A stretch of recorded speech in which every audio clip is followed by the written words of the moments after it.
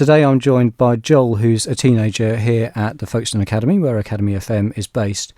Joel keeps all sorts of animals, including reptiles. Now, keeping reptiles, it's not your average sort of type of animal to keep. Most people have dogs and cats and rabbits and so on. What attracts you to keeping reptiles?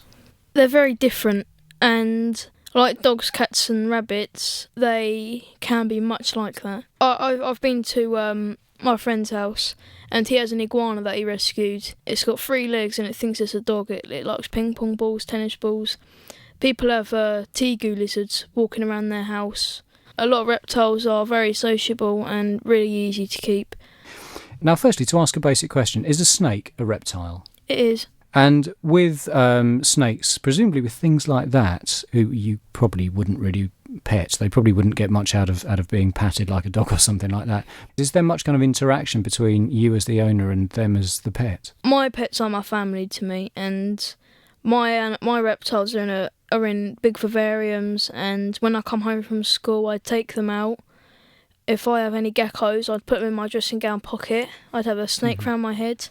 I'd let some of the animals I let out the cage, and then later on I'd get them, and I'd get those out. I'd let them go for a wander and that, let them stretch their legs and that.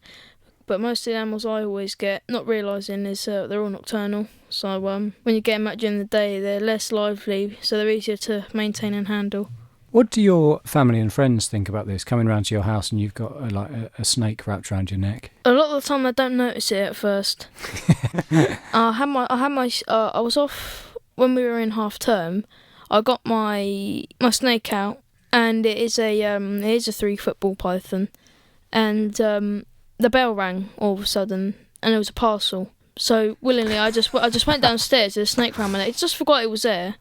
As you do. Yeah, just walked down the stairs with my house keys, opened the door, and I didn't know the person from the Royal Mail had a phobia of snakes. He threw the parcel and ran, and then he stood about a couple of inches away from the door, and then he said, "Can you sign this, please?" And he pushed it along the concrete, and I had to sign it and push it back again. I said, "He won't harm you." But he just had a phobia. Yeah, if he's got a phobia, he's got a phobia. Yeah. So you mentioned a 3-foot-long ball python, which sounds like it could be dangerous. Is it? It depends how old it is and knowing its past. I mean, this snake I've had since it hatched out an egg and fitted in the palm of my hand. Now it's a bit longer than my arm, from where my neck is down to the tip of my finger. He's the most docile snake ever. I can actually put my hand in its mouth and it wouldn't bite.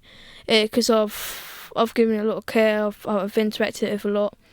And there's a lot of reptiles I do rescue. I've nearly brought home a carpet python and such, and they've bit me loads and loads of times, even though they are known to be an aggressive snake. I've known some that have been very friendly, but these people never held it or anything, so it depends what age it is and how you handle it.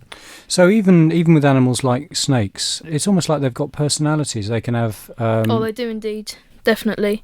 You do see big differences in animals. One of my snakes will grab it's either a rat or a mouse, wrap it up and then eat it. My snake he's friendly and he doesn't want to hurt the animal. What he'll do is he'll pick the animal up, put it in a corner, start licking it, wait a couple of minutes. It looks like he sobs, and then he'll eat it really slowly. Some of my snakes escape out the cage. Some will, even if the cage door was open, they wouldn't move. Are reptiles generally easy animals to keep, and would you recommend them for someone thinking of getting an animal who wanted something a bit different to a dog or a cat? I would, because dogs need to be walked. They need a full-time person there. Cats mainly go out in the garden, and they're vulnerable to get run over. And if you're a person working all the time but you like animals and you want an interaction, if you like reptiles, usually the best thing to do would be get something like a lizard. They can sit on your shoulder, your lap. And it also depends on what diet they have. I mean, they have lettuce, strawberry, kiwi, crickets, mice and that, so... For feeding reptiles, you're talking about crickets and mice. Where do you get crickets and mice to feed your reptiles? You get places like Pets at Home with all dog food and that. You get places where people have reptiles.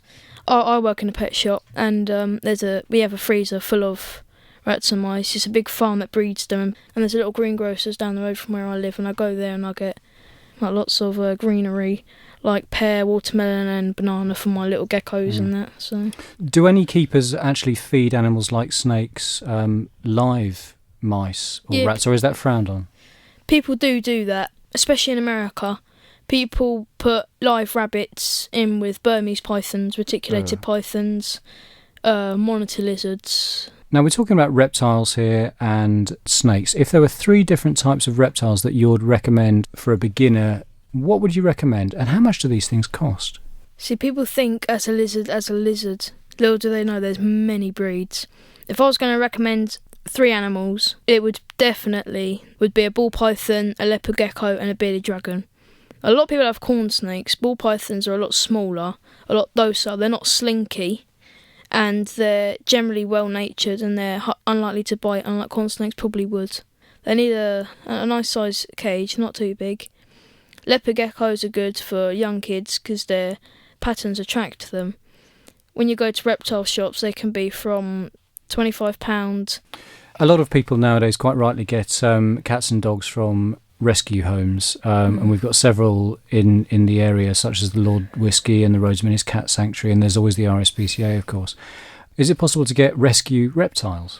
The RSPCA do a reptile rescue, mainly because people who look at a snake, like a baby reticulated python with orange eyes, grey and red and white colours, really nice. They're quite fairly small when you get them as babies. They don't realise that they grow, and they get too big, and the cage they need is too dear.